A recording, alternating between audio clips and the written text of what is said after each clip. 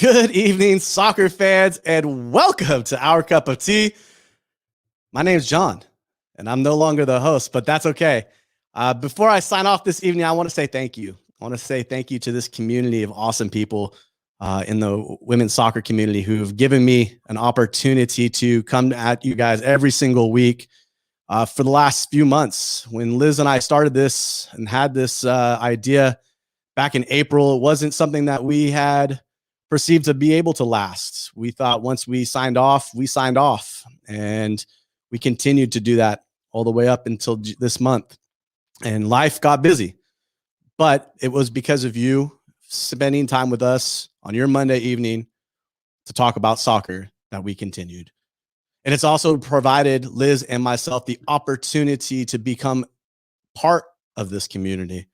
Liz doing her thing with the California Storm here in Sacramento, and myself being able to do stuff with the UWS. We're extremely privileged and honored to have two wonderful women who wanted to do this, who wanted to take the show and make it happen each and every week going forward.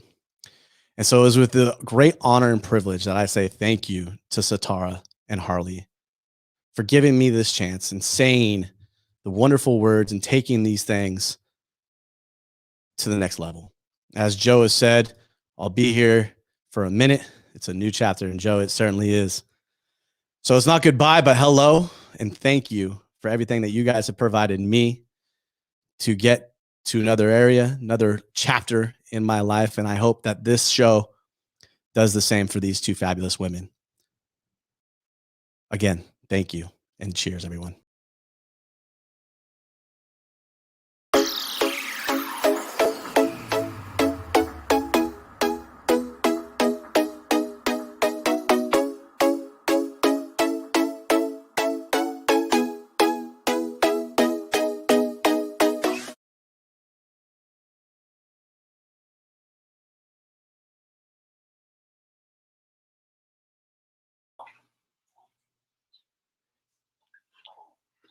Hey, everyone. Hello, everyone. Welcome to Our Cup of Tea.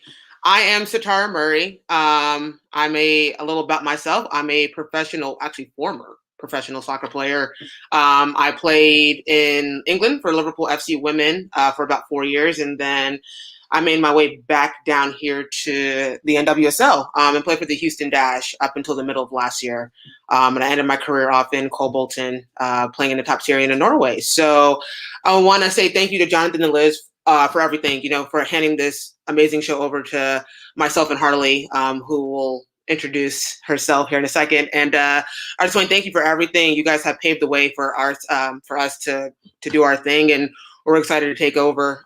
Jonathan, we know this is not goodbye, just to see you later. You're on to cooler and better things in your life, and hopefully we can kind of build off of that foundation that you and Liz have formulated for us. So, Harlie, you want to introduce yourself, my friend?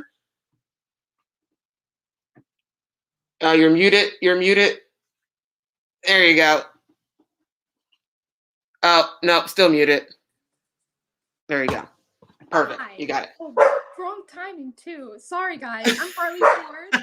I am a soccer player. Sorry, I had a dog. She's deaf. She can't hear me, so I can't get her off screen. But anyways, I'm so excited to be here. Exactly as Satara said, we cannot be here without Liz and Jonathan. They have done everything right. They did everything that we needed them to do to get us to this point today. And we are so grateful to be here and, take this platform to what it needs to be so that we can uplift women's voices in soccer, which is essentially what we're going to be doing tonight. Mm-hmm. Yeah, so we're super excited. I know I'm excited. Harlie and I have spoken over the last week or so about kind of joining in and doing our thing, kind of adding our expertise and our experience to the show. And we're really excited to do this, and we hope you guys are just as excited as us. And I know that it's going to be a little bit different. We're both very different personalities, but I'm really excited. I think Harlie nailed it yesterday when we were speaking, that we have this dichotomy that, it's like two different perspectives that mesh really well together. So we're excited. So without further ado, Harlie. Yes. What are we chit-chatting about today? Today, the biggest news of the day is that the NWSL preseason has begun. It has started. It has. I am super pumped about this. This is awesome. So Harlie, I just want to get your take. Like, who are you looking forward to seeing? What are you excited to see like unravel without throughout the season this year? So, like, as we go into this season, we have a couple things that we're working on, right? We got the Challenge Cup coming up, the She Believes Cup, and then the NWSL season officially starts. And when we're going through that, I think one team that I've always been looking at is Sky Blue FC. I think they're sort of an underdog in this, but after the last Challenge Cup, after they came up as a semifinalist, like, I think it shows what that team is trying to do and the culture that they're trying to create there and make sure that, these are girls who are not going to give up despite the odds being set against them. And I'm really excited to see what they're going to do. My other team also is Racing Louisville because, they're brand new. It's going to be exciting. Of course. Yeah. Also, I'm really excited for their color. I love lavender. So. That's amazing. It's really No, that's what I've always noticed about like teams. I remember I used to want to go to UCLA so bad when I was a kid, just solely based off of their colors. I was like, I got to go there. That gold and blue is like the perfect color for me. So I get that. I totally get like liking a team because of the colors. No, kind of bouncing off of that, definitely. I'm really excited to see what Racing Louisville does as well this season. I think they have added some really good players to their roster. Shout out to my homegirl, Cece Kaiser, who I played with in Houston. She got picked up by Louisville in the expansion draft back in November. So I'm really excited to see her go out there and absolutely ball out. I'm also very, very intrigued to see how the Houston Dash does. And obviously that is my old team. And I was really impressed with how they did some big things in the Challenge Cup, obviously winning it. And I think that momentum for sure kind of carried on with them throughout the fall series as well, too. So with another Challenge Cup, about to happen soon. And then with the 24 game, regular season, I am very intrigued to see like how they do. Hopefully that momentum is still with them and they go out there and put in some work. But I'm really looking forward to seeing all the girls come back out. I've missed women's soccer, watching it, especially the NWSL. So I'm really excited to have that come back. So yeah, I'm pumped. Yeah, no, I'm super excited too. We were talking about this before the show, but coming from a professional standpoint, what are we, supposed to be looking for out of this preseason? What are athletes supposed to be doing in this time?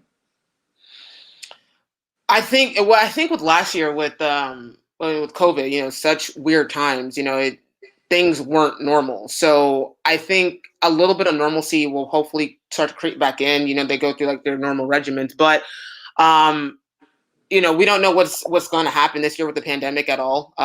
It could be like last year. It could be worse. Who knows? I'm not hoping for any of that though. I'm not wishing that upon. But anything is possible. I mean, we didn't think last year was going to happen the way that it did, and it did. So, but I think what girls should be doing is just like focusing, preparing as if it really is about to be like a normal season. Like any of these outside factors really.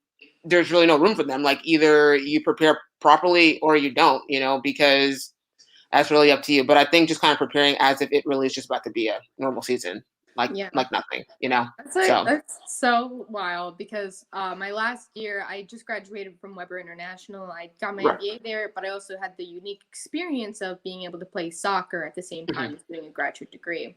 So we went through preseason as well, dealing with the pandemic, like full swing, and just this question of am I going to stay healthy through this? Like what setbacks can I have? Like what can I push myself to the limit and being as involved as I can be, but also knowing that like I'm exposing myself to COVID. Like it's a very serious reality. And halfway through our season, myself and 3 other roommates of mine, like we all got quarantined halfway through our season. So we had to wait out for 2 weeks. It was horrible. Right.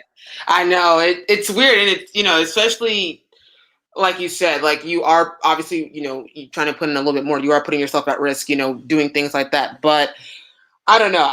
It's a weird times, definitely. I would say don't act like it's not there. It doesn't exist, but that's ignorant. Like you have to be, realistic with what's going on, around the world. But I don't know.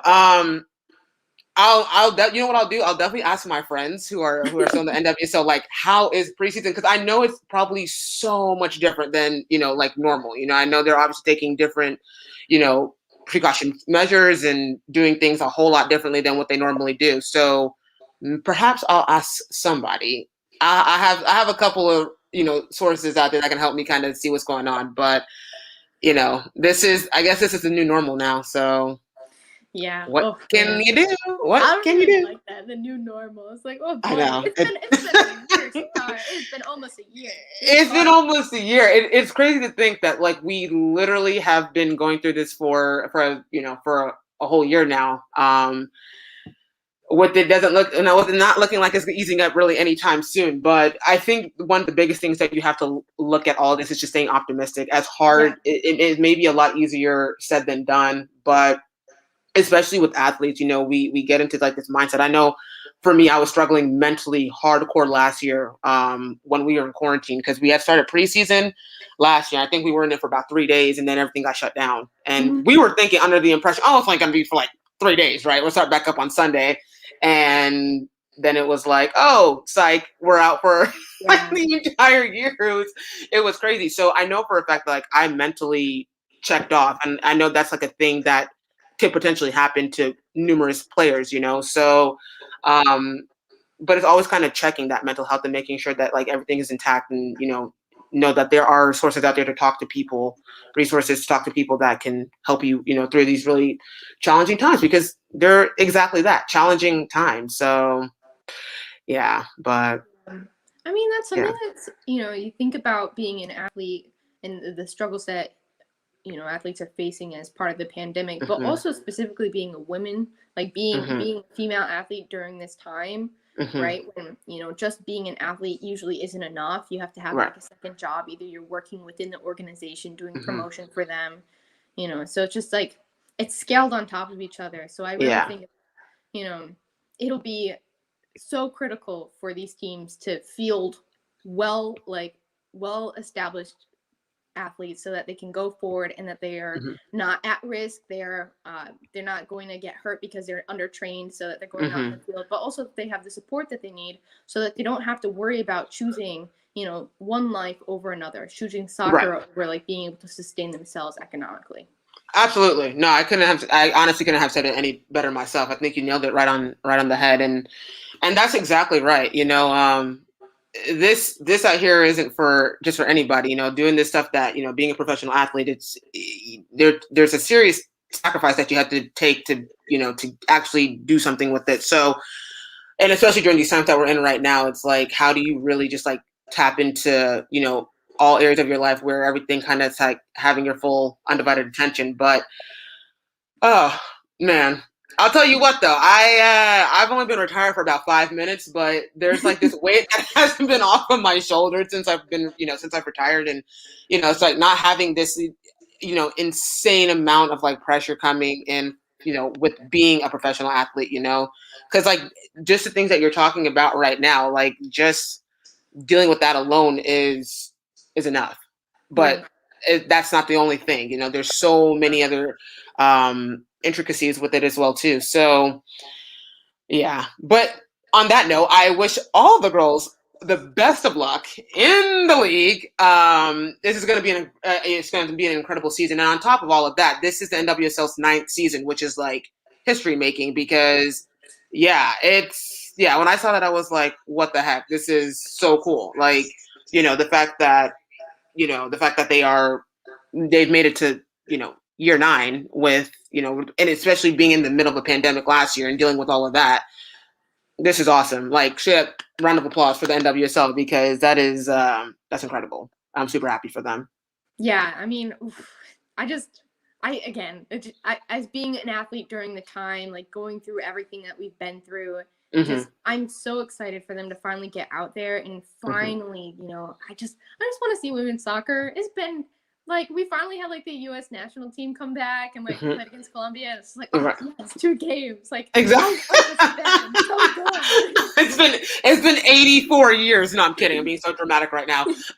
No, like, yeah, truthfully, it feels like it's been centuries, but but we want to see more of it, and we want to see a lot of it, which is like the perfect segue into what we're talking about. You see how I did that? I just kind of like ease my way in. Just kind of finesse my way. That was awesome. Yes. So on that note, Harlie and I we've been chit chatting a little bit. We wanted to save it mostly for tonight because there's a lot to dive in with this. But if you guys have not heard, you're about to find out right now. Yep, there it goes, the UWS. And Harlie, I've heard you pronounce it NISA, right? Yeah, yeah. NISA, NISA. NISA. If we want to be formal, the NISA, okay, has partnered together to bring another professional league, for the women's game here to the States. I personally am super excited about this. Like, this is the news that I really needed to hear in 2021. Harlie, what are your takes on this whole thing? I'm going to voice obviously what I have to say, but I definitely I want the people to hear. I want to hear, like, what are your thoughts on this whole thing?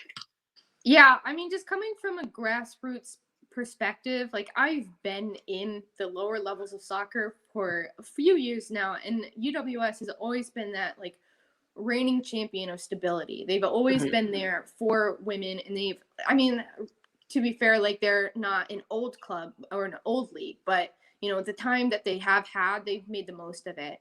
And Right. if you don't know what UWS is, it is a pro-am league for women in America. And what they're doing right now with NISA and ISA is to do something that no other, like, I think only one other league for women has done in America. Not even the NWSL has done this yet, but they want to bring women's soccer to every major city in America, which is, like, we have 50 states. There are so many opportunities out there. And the fact that we have not reached that point yet, that we do not have soccer for women in every single state in America where they can play competitively at high levels, doing what they love most for as long as they can. I'm just, the UWS is doing that right now, and they're trying to do that. And, we'll see it by 2022, hopefully. Yeah, I think that they have a great foundation. Everything that they've done so far is right. They want to make sure that the teams themselves are supported. It's not just about monetary gains. It's not just about, what looks nice or, what's going to bring in the most amount of money. It's about women, and it's about making sure the game is, attainable for them, because there are so many little girls out there who are wondering, how am I going to play soccer? Like, this is my dream. I think it was at the last She Believes Cup. They handed out all of these posters that says, like, I believe this or something like that. And little girls were running on them and showing them on the Jumbotron, like, I believe I can be a professional soccer player. I believe I can be a U.S. women's national team soccer player. And that reality, right, can be attained if there is a bigger foundation for women's soccer, right? Which hasn't existed yet and can exist now because of what's happening here. Exactly. I love that. You just wonderfully summed it up perfectly. And you and I, when you texted me about the article and everything and about the news, I'm not going to sit here and lie and say, like, I knew what was going on, because I had no idea. I told you this from the beginning, that most of my career, I've been very focused, like, on the top tier with, like, the professional leagues across the world. So hearing about this, and I've always said this from the beginning, that the NWSL, as much as I think it's grown in women's soccer and the U.S. national team has put women's soccer on the map in this country, the NWSL shouldn't be the end all be all for professional soccer for women's in the United States. I don't think that's right. Playing in England, I've seen, the different levels of competition across the board. And it's very common in Europe as it is. And I feel like the US should adapt that same sort of system out here and have something that's available for girls that may not necessarily make the NWSL, whether that's by getting drafted or making a roster, getting a roster spot. That shouldn't be a reason why a girl should up and move her entire life to some country in Europe, It's not fair. I genuinely don't think it's a fair thing. it's wrong on so many, in my opinion, on so many levels. But the fact that this is actually coming to life and we are getting a chance to see this other league, it's an amazing thing. I think it's an amazing sight to see, and it's giving girls more of an opportunity to realize that, hey, listen, even if I don't make the NWSL, listen, I still have this opportunity here that can then open other doors for me. If I do want to go and play overseas or whatever the case may be. But the fact that this is here and they're putting this in place and it's coming hopefully by next year, kind of low-key, kind of quickly. Yeah. It makes me really happy because these girls that that got drafted or didn't get drafted here in this 2021 draft will at least like have that as an option come next year, and Right.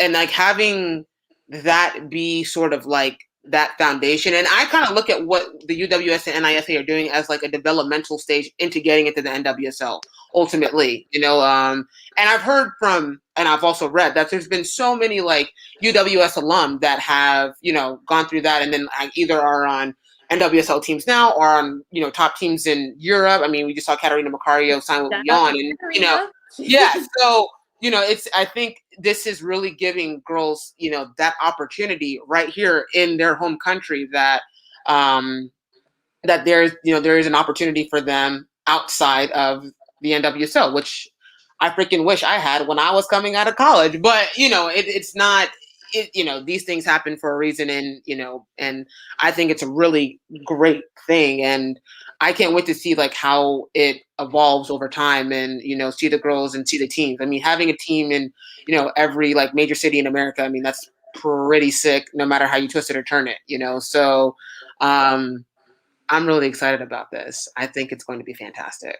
Yeah. I mean, you touch on something that I have thought about, but I totally forgot about talking about. It's just, I'm a recent graduate and, I was in the recent draft. I was in the 2021, NWSL draft. And there were 50 names on the list and there were only 40 spots. And of the people who ended up on, like, in those spots, I think only, like, maybe, like, 5 were off of the list, actually. So, you have this list of 50 girls, right, that want to play professional soccer. And that's not even containing the number of girls out there who still want to do that. That's just a list, right? There are thousands of voices out there that want to be a professional soccer player, and they just don't know how to get there.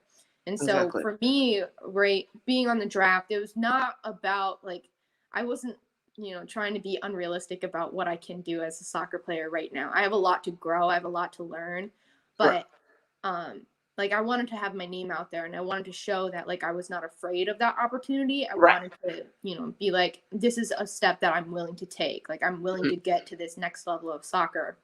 But with the UWS and what they're trying to do, right, that is another opportunity. There is time for girls to make a decision and like a place for girls who, in a situation like myself, right, they've just graduated from college and they don't know what else to do. They think that's it. Like they have to go find a job now. I'm like, that's what they're gonna have to do. I mean, exactly. not, like, of course, like everyone has to work, but like soccer should not end in high school. Soccer should not end in college if that's not what you want. You should be able to play for as long as you can, for as happily as you can, and that's what this news can potentially do for people. And I wish, like, I hope more people start hearing about this. I hope that what we're doing is making sure that more people out there know what this is going to be, because it can be so tremendous. It can be so monumental for women's soccer, and like I want everybody to know about it. So everyone, if you're listening, please tell your friends, tell your friends, tell your friends. Like that'd be awesome. No, Harlie, I think you definitely nailed it when you said that soccer shouldn't end like in college or whatever the case may be. Like you should have that luxury of wanting to pursue something more if you can. Like you said, happily doing so. And that is what I'm really hoping this, partnership does. In fact, I hope it really does do that, because I know once it, these girls and I've heard some like crazy stories of like girls that, get drafted or don't get drafted. And then like the things that they have to go through in order to get to like that exact moment where they can say, oh, like I'm a professional soccer player. And I'm like, what the heck? Like that is crazy. You have to jump through all these you have to go through all these obstacles to get to this exact moment. That's not even remotely okay, you know? And so I really am hoping that this can like completely bypass that. And, these girls can continue to keep pursuing their professional careers, here domestically, like, I know there are some girls like, that they're like, you know what, I'm trying to go overseas. Peace. Cool. Whatever. But then I also do note that there are some girls that are like, no, like I'm not trying to go overseas. I am trying to stay here, but there really is no other option for me out here. So now I'm pretty much being forced to go overseas. Or Right. you just hear just retiring, they don't get a shot here. You're just like, you know what, screw it.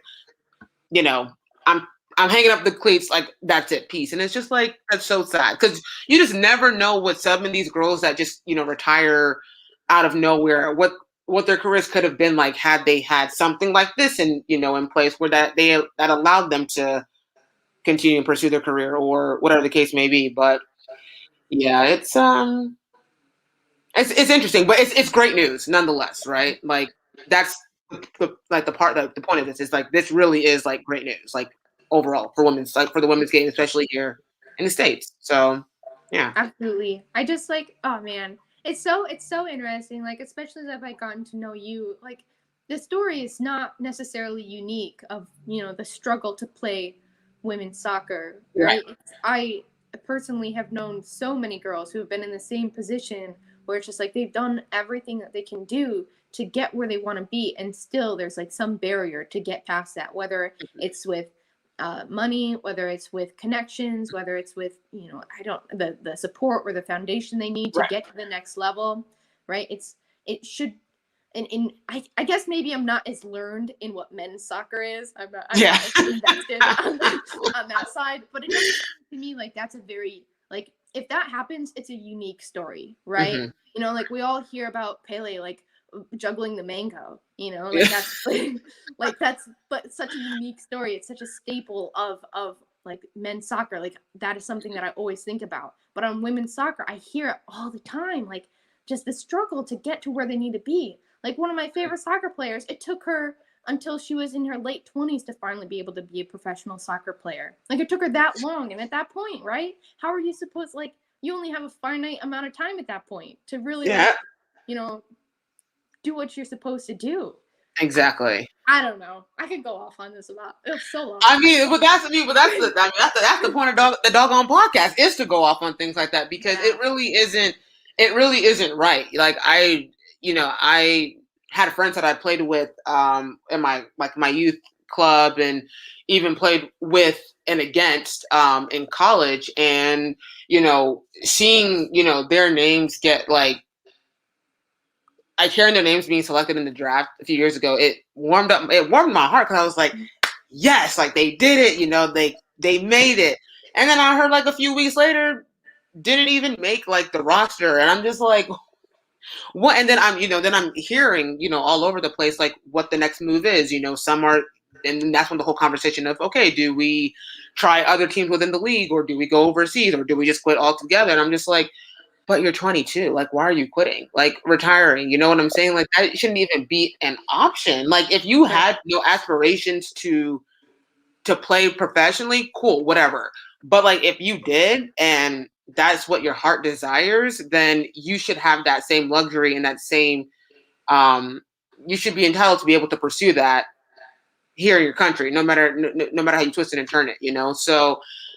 This is why I'm really happy that, like, okay, if things do not work out for somebody in the NWSL, they have this, like, and this is not even like, oh, this is like my backup. This is like, no, this is perhaps even giving you like maybe an even better opportunity than, if you were to make an NWSL team, whatever the case may be. Because just because you make the NWSL and you're in it doesn't mean like it's all, roses and sunshine. Like there's obviously like things that go on within your career in the NWSL as well too that you may kind of make you question a couple of things, but that's not to say that like there isn't still an opportunity for you elsewhere here in the country as well too. Because there are some people don't want to uproot their life and live move like 7,000 miles away. Like that's just not for everybody. It's for some people, but not for everyone. So it's just like you should have that right to be able to pursue that here at home. With no questions about it. And I think this is what this will do. And I'm really excited to see it come to life. I think it's going to be fantastic. Super cool. Yeah, me too. And it's not even like, we can talk about, the shortcomings of what the NWSL has. But I mean, the reality is that they have 10 teams going on 12, right? That's just, it's not like they're actively trying to deny players. It's just, it's not. There's limited roster spots. Yeah, exactly. You can't have 100 girls on a team. It's not the NFL. Like, it's not. This ain't the freaking NFL. You can't have a 53-man roster. Get out of here. Right. Yeah. So no. That's essentially like what it is. Like if we can get the NWSL to expand at a faster rate, I guess, maybe that's going to be what it needs. But to do that would to also undermine the foundation that it has. To try and expand so fast without, knowing that you have the resources, without knowing that you have the support, then it's just like, then you're just sacrificing all the teams pretty much. You could go under it. That's them. Exactly. So like with this, right, there's already been a grassroots movement. Like there are already teams that have been established and are well founded in their communities, and they have support. And it's just, I got emotional. I'm so excited. No matter like where I go as a soccer player, like no matter like what happens in my world, like the fact that this is going to be there for people in the future, I'm so excited. Yeah, and you know what? Seeing your happiness and your joy with it brings like joy and happiness to me as well too. Because I think stepping out of like the world that I'm used to and seeing like a completely different world is very much an eye opener. And I guess to an extent, like and this is probably going to sound ignorant. I hope nobody takes this the wrong way, but I've been, in my career, I've just been very much engulfed with like what's going on in the NWSL, what's going on in the Barclays FAWSL. Always just kind of focused on like what's going on like in the top tiers and not really thinking twice about what's going on with players that have gone through what you've gone through. And this like taking a step out of that and looking at it from a completely different perspective has been amazing because I was never like, and I told you this before, like I wasn't even aware of like the UWS, like or NISA for that matter. Like it's just crazy. And I'm a female soccer player in myself, and I wasn't even 1,000% aware of this, but like reading on it, like I've heard of some of the names and the teams and so on and so forth, but I just never knew like where they fell under, if that makes any sense. And so now getting that education, and educating myself on it has been amazing for me. And now it's something that I really hope, there's sustainability with it. There's definitely some certainty with it. And it really does, one, keep girls in the sport a little bit longer. And two, it gets girls like, the younger generation motivated, like this is also something they have something to look forward to as they continue to keep going through that, that process. And so it's really exciting no matter how you look at it. And I'm very intrigued to see like what it does, how it eventually aligns with like the NWSL, if it should ever do that. And just seeing, and hearing about some incredible stories and, the players that come through it, that go in it, are playing in it, and just seeing how it just evolves over time. I know obviously the first year we're probably going to see some kinks here and there. I mean, just like anything that's completely normal. But as time goes on and we start to like iron out those kinks, this here could be something massive. And it's just like, I know I'm thinking about like the big picture, but that's me. Like if I just get like a tiny image of something, man, I will try to envision the entire big picture. So this is like what I'm looking at right now from like that standpoint. But I guess it really is baby steps. It's got to take it for what it is. And know that like big things are definitely, are on the brink of happening. And I'm really excited. I really am. And It should be awesome. It really should be awesome. Yeah. Yeah, absolutely. So I think we've almost exhausted everything we can say about it. Just Yeah, except for for the sure. fact that we're just stoked, and I hope Yeah.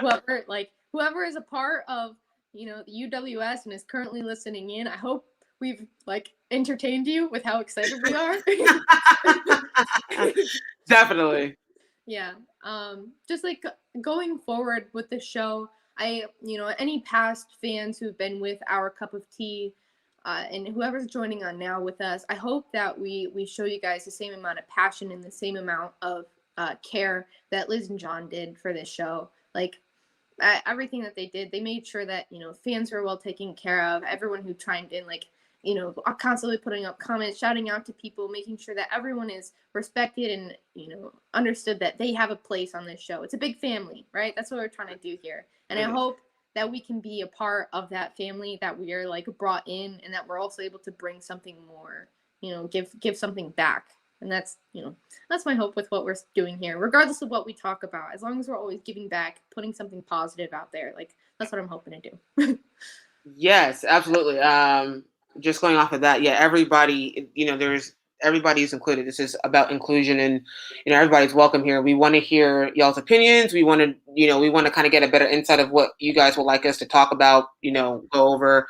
Harlie and I obviously have kind of jotted down what we kind of want to speak about throughout throughout the as our time on the show goes on. But we really are excited to see where the show goes, and thank you all for riding with us.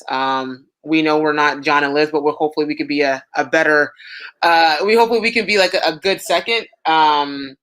And look, we got FC Austin Elite. Love this show. Yeah, listen, I love this show. I know, I'm pumped. Shout out to my squad. I'm really we're both really excited to see what happens, and we are just as excited as you guys are. And we hope that this first episode made you guys a little bit proud. As time goes on, the jitters will go away. I might be rocking up in a sweatshirt and fuzzy socks. I'm kidding. You guys will get to know me and Harlie on a much, much better. Oh, my mom is on. Hey, mom. Yeah.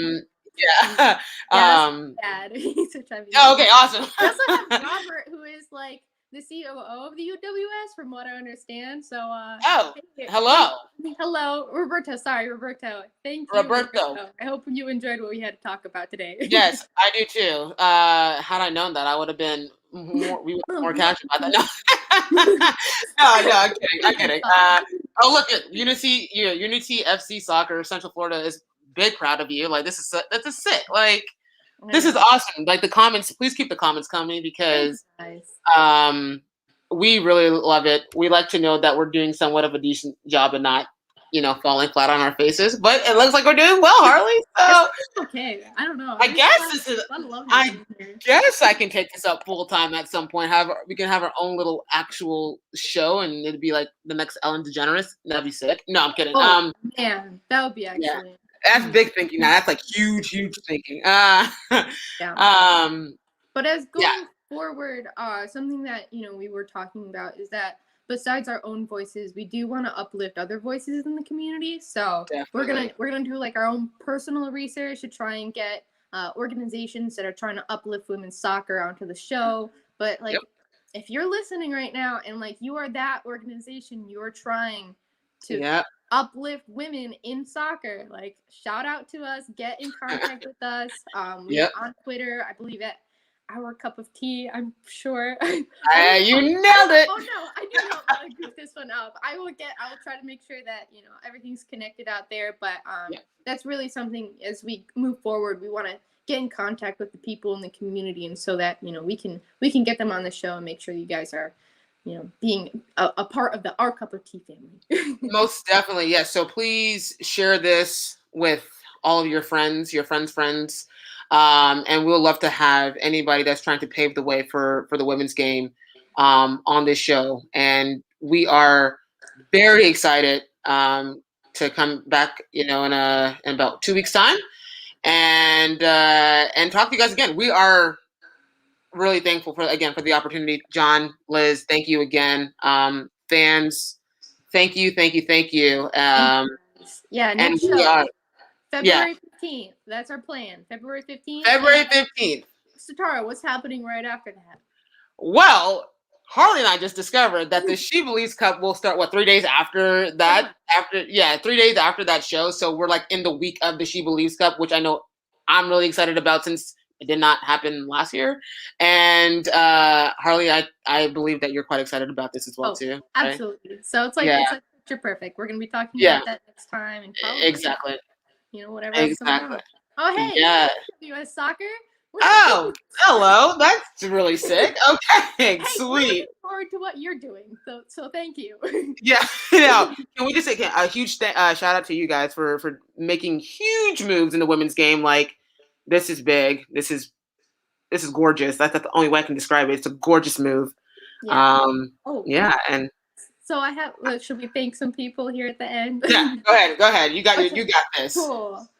So these are teams and organizations that have been with our cup of tea before, and we don't want to abandon you guys. We want to make sure that everyone is still on. So of course we have to thank Elite Soccer Network. We're tied to you guys. We're going forward. We're going to be stronger together. CalStorm Soccer, FC Austin Elite, of course. Unity FC, personally. UWS2, and of course Liz and Jonathan again. We cannot thank you guys enough for fostering and making sure that this show is what it is now, and that we got such a special organization to be part of now. So thank you guys. That's what I got. Yeah, awesome. I love it. Well, everyone, on that note, we are out. Audi 3000. I don't even think that's a thing, but I just made it up. So I hope everyone likes it. Yeah. There you go. There you go. No, so we'll speak to you guys in a couple weeks. Thank you all for joining in. Much love to everyone. Stay safe, and we'll speak to you guys really soon. Peace. Bye, guys.